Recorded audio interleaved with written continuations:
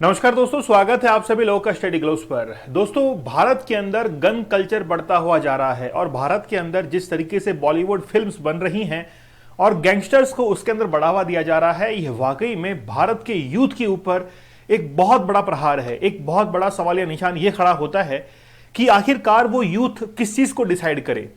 या तो वो अपना आइडियल मान ले सचिन तेंदुलकर को, या फिर ये जो गैंग्स है, जैसे एक फिल्म बनी थी गैंग ऑफ वासेपुर, उसके अंदर जिस तरीके से गैंग्स को हाईलाइट किया गया था, तो एक ऐसा अनजान युवक जो कि अपना निर्णय बनाने के अंदर सक्षम नहीं हो पाता है, वो ऐसे गैंग्स को ये मानता है कि वाकई में नाम जो है वो ऐसी गैंग से मिल सकता है। आपने लॉरेंस बिश्नोई का नाम जरूर सुना होगा। लॉरेंस बिश्नोई को 2018 के अंदर बेंगलोर से अरेस्ट किया गया था। उसके बाद से वो जेल के अंदर ही है और जेल के अंदर रहते हुए ही उसने सब कुछ ये ऑपरेट किया है। जेल के अंदर रहते हुए ही उसने बहुत सारी फिरौतियां मांगी है, बहुत सारी हत्याएं जो है वो करवाई हैं। लेकिन आज सोशल मीडिया, फेसबुक, इंस्टाग्राम और खास तौर पर हमारा मीडिया इन लोगों को इतना हाईलाइट करता है कि ये बहुत सारे युवाओं के चहेते बन जाते हैं। लेकिन आखिरकार इसके अंदर सबसे बड़ी गलती किसकी है? गलती उस सोशल मीडिया की है जो कि इनको हाईलाइट करता है, उन न्यूज़पेपर्स की है, उन न्यूज एंकर्स की है जो कि इन लोगों के बारे में बोलते हैं, अच्छे से उनके बारे में बताते हैं और बढ़ा चढ़ा कर बताते हैं। नहीं तो इनको कहीं पर भी मीडिया के अंदर जगह नहीं मिलनी चाहिए।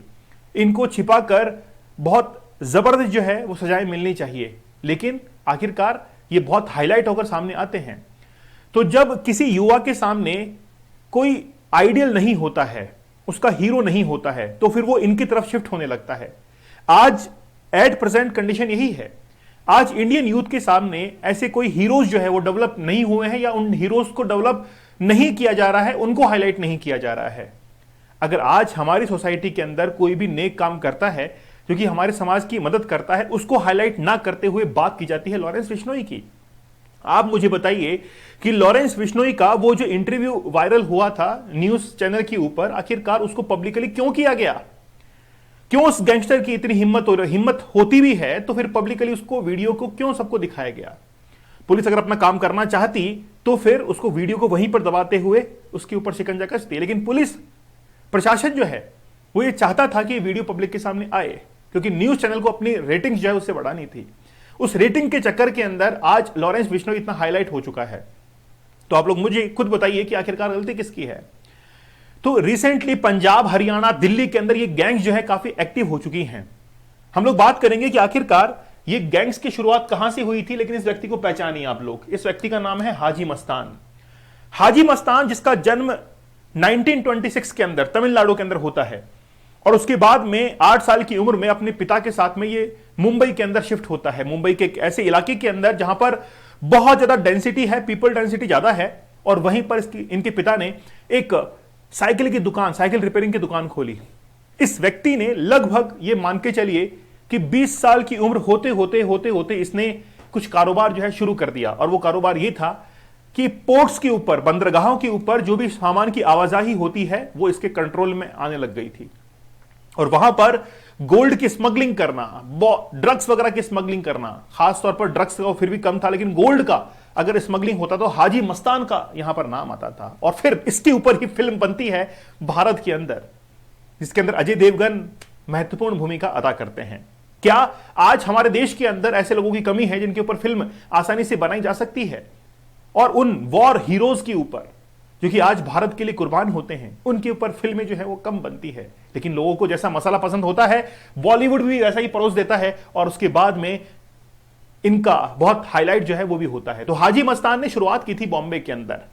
जिस तरीके से आप डी कंपनी के बारे में देख लीजिए कि डी कंपनी दाऊद इब्राहिम के द्वारा शुरू की गई थी। अब धीरे धीरे क्या हुआ, वसूली से वो व्यक्ति धीरे धीरे हाईलाइट होता होता कहां पर पहुंच जाता है। कुछ दिनों पहले खबर मिली थी कि वो पाकिस्तान के अंदर है, कराची के अंदर, और वहां पर बैठा हुआ ऑपरेट कर रहा है। फिर कई बार खबर मिलती है कि वो सऊदी अरब के अंदर है, यूएई के अंदर है। और उसी रास्ते पर अब ये लॉरेंस बिश्नोई चल रहा है। तो इसको इतना हाईलाइट किया जा रहा है। तो हाईलाइट करने के पीछे आखिरकार हमारा बॉलीवुड देख लीजिए, हमारी न्यूज मीडिया देख लीजिए, जो इसके पीछे आज हाईलाइट करने के पीछे आज जो है वो जिम्मेदार है। चलिए बात करेंगे हम लोग विस्तार से कि आखिरकार ये कौन कौन सी घटनाओं को अंजाम दे रहे हैं। लेकिन दोस्तों, हमारा ये जो कोर्स है 399 के अंदर प्राइस काफी कम कर दी गई है। वो इसीलिए क्योंकि हम चाहते हैं कि बहुत सारे जो व्यूवर्स हैं वो हमारे इस कोर्स के साथ में जुड़े। 100 डेज का चैलेंज आसान नहीं होता है। हर दिन आपको लाइव सेशन देना, टेक्निक बताना और आपको पोर्नोग्राफी से दूर रखना। मैं आपको आज लिख के दे सकता हूं कि पोर्नोग्राफी ने आपके सबकॉन्शियस माइंड को डिस्टर्ब किया है। ये बात आज आपको समझ में नहीं आएगी। आज से लगभग 4-5 साल जब बीत जाएंगे, जब आप असफलताओं का पुलिंदा दूसरों के सामने रखेंगे कि यार मैं तो जीवन में सफल नहीं हो पाया क्योंकि कंसंट्रेशन फोकस की कमी थी, मैं एक लक्ष्य पर नहीं टिक पाया, तब फिर आपको याद आएगा कि यार 100 डेज का चैलेंज भी कुछ था।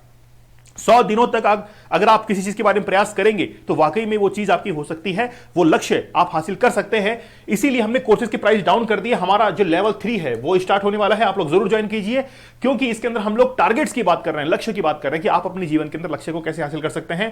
कोर्स की प्राइजेस काफी कम कर दी गई है, तो आज ही ज्वाइन कीजिएगा। सबसे पहले बात करते हैं 13 सितंबर की बात करते हैं। ग्रेटर कैलाश के अंदर लगभग 10:30 बजे जिम के मालिक और व्यवसायी और पुलिस का एक मुखबिर था नादिर शाह, इसकी हत्या जो है वो कर दी जाती है और इसकी जिम्मेदारी लॉरेंस बिश्नोई ले लेता है। इसके बाद में यही नहीं, फिर देखिए 20 सितंबर को एक घटना होती है, वो भी ग्रेटर कैलाश के अंदर ही। एक असम बत्रा जो कि म्यूजिशियन है, लॉरेंस बिश्नोई के सहयोगी एक व्यक्ति है रोहित गोदारा, इसने 5 करोड़ की वसूली जो है वो करना चाहा लेकिन नहीं दी गई, तो उस समय हत्या जो है वो कर दी गई। फिर 30 सितंबर की घटना देखिए। 30 सितंबर में वसंत विहार की घटना है। रियल एस्टेट डेवलपर को अमेरिका स्थित जो गैंगस्टर है लॉरेंस बिश्नोई का सहयोगी है गोल्डी बरार, ठीक है, अभी दुबई के अंदर ये देखा गया था गोल्डी बरार, ठीक है। दावा करने वाले एक व्यक्ति से व्हाट्सएप कॉल आया था और उसके बाद में 2 करोड़ की रिश्वत जो है मांग की गई थी। 26 सितंबर को नारायणा एक लग्जरी कार शोरूम पर लगभग 20 राउंड फायरिंग की गई और उस व्यक्ति के ओनर को जो है इनकी शोरूम के ओनर को मार दिया गया। 18 जून की घटना देखिए, राजौरी गार्डन के अंदर बर्गर किंग जो है वहां पर लगभग 9:30 बजे बाइक पर सवार 3 लोग मशहूर खाने की दुकान की सीढ़ियों से ऊपर चढ़ते हैं और अमन जून पर यानी कि 29 राउंड जो है फायरिंग करते हैं, उसके बाद उसकी मौत हो जाती है। लॉरेंस बिश्नोई के जो प्रतिद्वंदी गैंगस्टर है हिमांशु भाऊ ने हत्या की जो है जिम्मेदारी ली। 22 जनवरी को सराय काले खां के अंदर दिल्ली पुलिस की एक टीम ने लॉरेंस बिश्नोई गिरोह से कथित तौर पर जो 2 लोगों का पीछा किया, जिसमें से 1 दर्जन से अधिक गोलियां चली। ये लोग 1 सप्ताह पहले नोएडा में एयर इंडिया के चालक पर जो है उसके हत्या का आरोप भी इनके ऊपर लगा था। ऐसी बहुत सारी घटनाएं हैं, कम नहीं है। अगर ऐसी घटनाओं की गिनती की जाए तो बहुत लंबी जो है लाइन लग जाएगी। लेकिन आखिरकार ये ऐसे हुआ कैसे? देखिए एक्चुअली में क्या है कि ये जो ऑर्गेनाइज क्राइम है, इसको जो सराहना मिलती है वो सोशल मीडिया से मिलती है। अच्छा, एक्चुअली में आप जैसे बम्बिहा गैंग के बारे में आपको बताता हूं। बम्बिहा गैंग का जो मेन लीड रोल के अंदर था, जो लीडर था इनका, वो तो मर चुका है। अब उसके जो सहयोगी है वो उस गैंग को संभाल रहे हैं। तो सिद्धू मूसेवाला एक दिन अपने गाने के अंदर बम्बिहा का जिक्र करता है और फिर लॉरेंस बिश्नोई को ये लगता है कि यार ये हमारे जो अपोजिट ग्रुप है, गैंग है, उसको सपोर्ट कर रहा है और उसके बाद में सिद्धू मूसेवाला की हत्या कर दी जाती है। बाद में ये कहा गया था कि वो जो बम्बिया का नाम दे रहा था वो एक म्यूजिक इंस्ट्रूमेंट है, उसके बारे में वो कह रहा था। चाहे कुछ भी हो, बात यह है कि आपको किसी भी व्यक्ति का हत्या करने का, मर्डर करने का जो हक है, जिम्मेदारी है, वो किसने दी? किसने ऑथराइजेशन दी आपको? तो वो ऑथराइजेशन जो है जब एक आम इंसान को मिल जाता है तो वो एक गैंगस्टर बन जाता है। लॉरेंस बिश्नोई के साथ में भी ऐसा ही हुआ। उसको ऑथराइजेशन मिल रहा है, उसको पब्लिसिटी मिल रही है और इसीलिए वो आज बहुत आगे निकल चुका है। ये जो भाऊ आप लोग देख रहे हैं, ये भाऊ पहले लॉरेंस बिश्नोई की गैंग के अंदर ही था, बाद में फिर इसने अपना गैंग जो है वो बना लिया। राजू ठेठ जो कि राजस्थान से बिलोंग करता है, तो ये बेसिकली क्या करते हैं, अपनी गैंग को ऑपरेट करते हैं। कई बार क्या होता है कि दूसरे स्टेट के अंदर कोई गैंग है तो ये उससे संपर्क करते हैं कि हमारा काम वहां पर होगा। अब उस चक्कर के अंदर ये दूसरे स्टेट के अंदर भी एक्टिव हो जाते हैं और गैंग्स आपस में जुड़ी रहती है। ये दोनों, यह गैंग्स जो है हमेशा मिलकर एक दूसरे से काम करती है। ये जो लिंक जो है वो पुलिस वालों को तोड़ना पड़ेगा, लेकिन अगर खुद ही मिले हुए हों तो फिर लिंक तोड़ेगा कौन? तभी तो एक पुलिस कस्टडी में रहते हुए वो वीडियो न्यूज चैनल के ऊपर वायरल हुआ। फिर वो मोबाइल आया कहां से उस व्यक्ति के पास में? तो ऐसे बहुत सारे गैंग्स जो है वो आज पंजाब, हरियाणा और राजस्थान के अंदर एक्टिव है। अब इनका जो दबदबा है वो टेररिज्म की तरफ बढ़ रहा है। ये क्या कर रहे हैं कि अब टेररिज्म की तरफ अपने पैर जो है पसार रहे हैं। टेरर फंडिंग इनके थ्रू होती है। आज ये लोग जैसे लॉरेंस बिश्नोई जैसे और भी जो गैंगस्टर्स हैं वो टेरर फंडिंग करते हैं, लेकिन ये खुले तौर पर सामने नहीं आते हैं टेरर फंडिंग को लेकर। लेकिन हमारे देश को खोखला करने के अंदर इन लोगों का हाथ है। आज देखिए कि भारत जैसे देश के अंदर भारतीय जो लोग हैं वो कनाडा के अंदर हैं और वहां पर हिंदू मंदिरों पर हमले हो रहे हैं। वहां पर जो खालिस्तानी ग्रुप है वो वहां पर प्रदर्शन कर रहे हैं।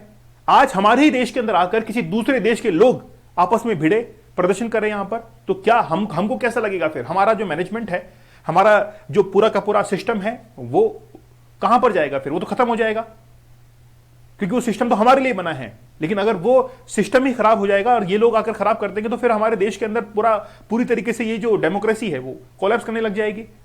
तो आज अगर हमारे भारतीय किसी दूसरे देश के अंदर जाकर ऐसा करते हैं, खासतौर पर ये खालिस्तानी, तो वो भारत की इमेज के लिए बहुत नेगेटिव इंपैक्ट होता है। फिर भारत भी कहता है कि ठीक है, आप अपने हिसाब से देखिए इनको। तो ये जो सब चीजें चलती हैं, ये एक इंटरनेशनल लेवल पर एक दूसरे से कनेक्टेड हैं। तो दाऊद इब्राहिम वगैरह ये सब एक दूसरे से कनेक्टेड रहते हैं, इसीलिए आज इन लोगों के इतने जो हौसले हैं वो बुलंद हो जाते हैं। और वाकई में ये जो गैंगस्टर है, जैसे मान लीजिए वेपन्स को सप्लाई करते हैं, ड्रग्स को सप्लाई करते हैं, टेरर फंडिंग करते हैं, सारा काम ये लोग करते हैं, सारा काम करते हैं ये लोग। तो अगर वाकई में हमको इनसे अगर निपटना है तो वाकई में इनको सोशल मीडिया वगैरह पर इनको हीरो बनाना बंद कर दीजिए। खासतौर पर शॉर्ट्स वगैरह देखते हैं, उनके अंदर लॉरेंस फिशनोई आ रहा है, ये कर रहा है, वो कर रहा है, तो ये इनको रोकना पड़ेगा। सोशल मीडिया को अपने हाथ में लेना पड़ेगा सरकार को कि कौन सा कंटेंट जो है जनता के पास में जाना चाहिए और कौन सा कंटेंट नहीं जाना चाहिए। इसका डिसाइड जो है वो खुद गवर्नमेंट करे। हाँ, हो सकता है कि कई बार अच्छा कंटेंट जाने से रुक जाए, लेकिन वो अच्छा कंटेंट जाना चाहिए। इसके लिए गवर्नमेंट ट्रांसपेरेंसी जो पॉलिसी है वो तो लेकर आए, क्योंकि गवर्नमेंट जब तक सत्तर अवेयर नहीं होगी तब तक ये चीज जो है रुकने वाली नहीं है। आप लोगों का क्या मानना है मुझे आप लोग कमेंट सेक्शन में जरूर बताइएगा कि वाकई में इन गैंग्स के ऊपर कैसे कंट्रोल कर सकते हैं। लेकिन सोशल मीडिया के ऊपर इनको जितना हाईलाइट कर रहे हैं वो वाकई में बंद करना पड़ेगा। आपकी राय कमेंट सेक्शन में मुझे जरूर बताइएगा। चलिए मिलते हैं आप लोगों से अगले सेशन के अंदर, तब तक के लिए धन्यवाद। Thank you. जय हिंद।